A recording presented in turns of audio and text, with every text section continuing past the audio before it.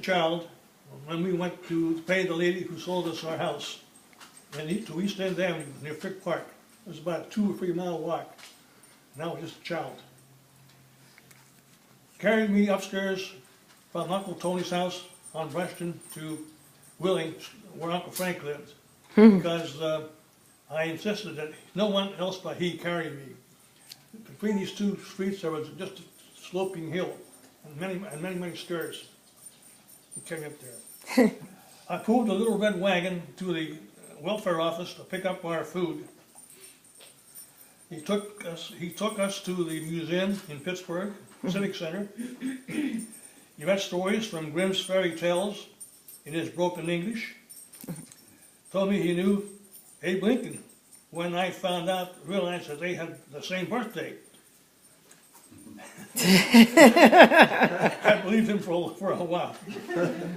Took me to Baxter Junior High in Brushton on a sled because I had 2 sprained ankles and it was wintertime. So he took me on a sled to junior high school. Lent me money to buy a car. He had told me a couple of years later that I had paid it off completely. I found out after he passed away that I had not paid him off completely. Took me to visit friends who I later realized had marriageable daughters.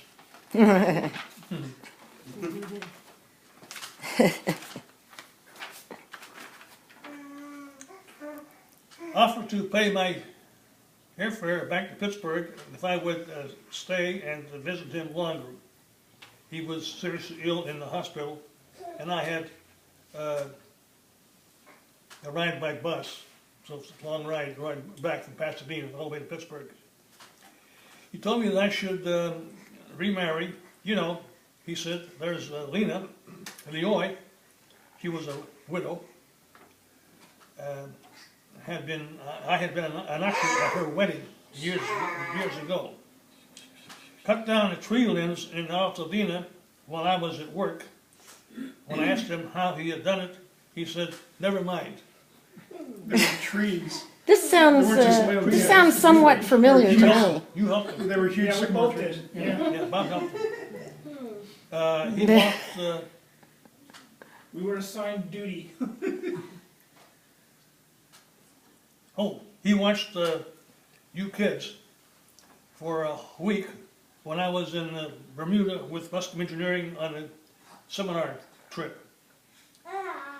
Most memorable of all, we were standing in front of your mother's casket.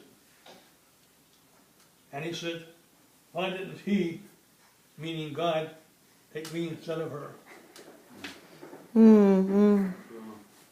What a man.